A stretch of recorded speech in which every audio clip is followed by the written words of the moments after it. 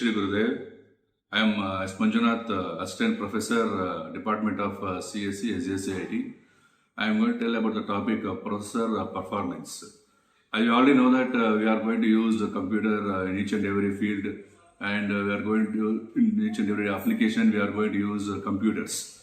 And how this performance of the computer depends.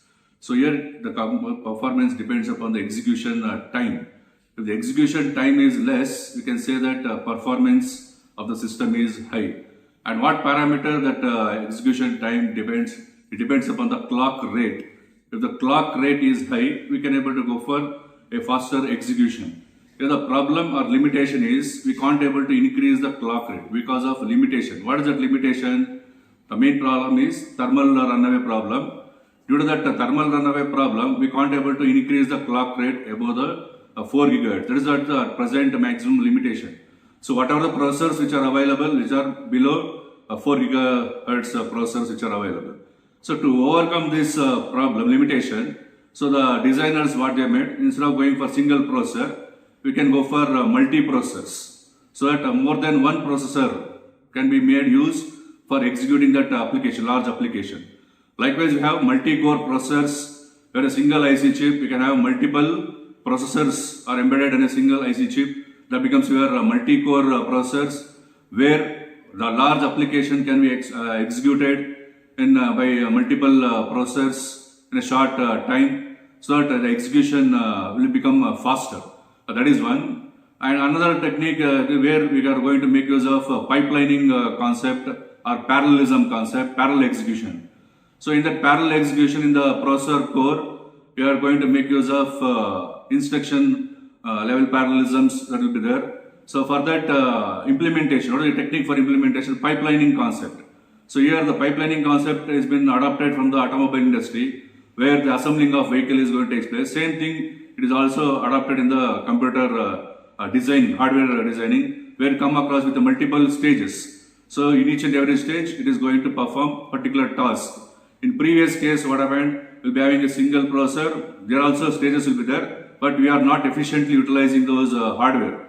So there again, what happens? Utilization problem. So here, by using your pipelining concept, we can go for efficient utilization of hardware. Multiple stages are going to take the task, different tasks, and we can able to execute faster. So we can expecting that under ideal condition, for every one clock cycle, one instruction execution can be completed. That is one concept that has been adopted. So to overcome this limitation, likewise, different other hardware techniques can also be made use. Software techniques can also be made use. That is what we can have this program will be there. We will have instruction level parallelism, data level parallelism, thread level parallelism that will be made use. Along with that, we can go for making use of loop unrolling technique, branch prediction techniques. So likewise, we can able to go for exploit both hardware techniques as well as software techniques that can be exploited. So here the problem again, we have to overcome the problem of dependencies. Means the instruction should not depend on the other previous instruction. Why? If the output of the previous instruction is required for the next instruction, then we can't able to go for parallel execution. So for that, one more hardware arrangement that will be made, reorder of buffering that will be provided. So where we can able to go for reorder the instruction execution, we can able to store, and we can able to go for execute other instruction which are not dependent instruction that can be executed. So likewise, these are the techniques how we can able to go for enhance the performance. As one example you have taken, so with respect to the looping construct. For example, if you take that for loop, whatever the single for loop I want to repeat for 100 times, so we can able to go for unroll that for loop instruction by data, so that if there is no dependence, then we can able to go for make 100 separate instructions that can be made, and those 100 instructions can be executed separately because hardware facilities available, multiple processors or cores are available, so that different data level instructions can be executed by different processors, and at the end we are going to get a faster execution. So that is how we can able to enhance the performance of the system or application. So that is what the overall requirement of the present day.